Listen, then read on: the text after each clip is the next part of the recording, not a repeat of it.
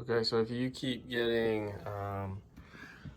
a puddle underneath your dishwasher, most likely I would check that right there. If you're not seeing any consistent leaks anywhere, what I would do is I would put it on the cycle, wait till it goes to the drain cycle, and then you'll probably see water running down this part right here.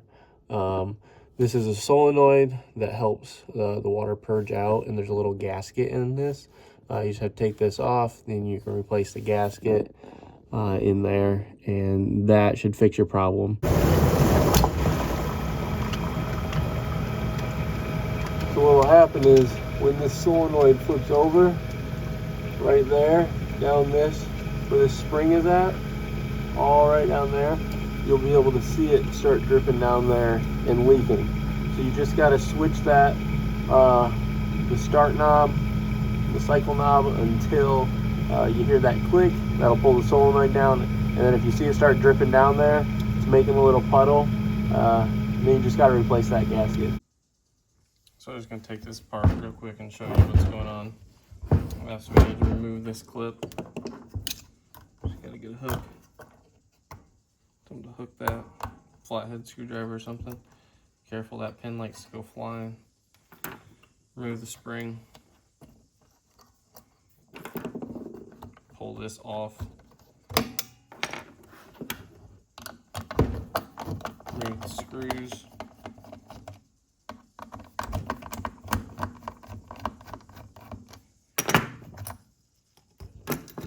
And then this little retainer, the easiest way I've found is to actually cut it.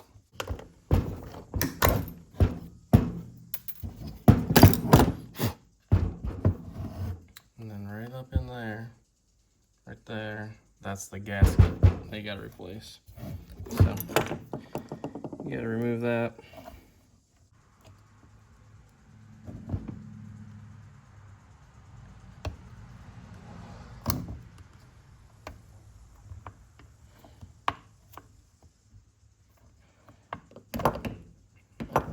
Remove that, clean out inside of there the best you can, and then you can buy a new clip and gasket. The gasket goes in, the clip faces that way, pushes down onto the shaft, and then you just reassemble it.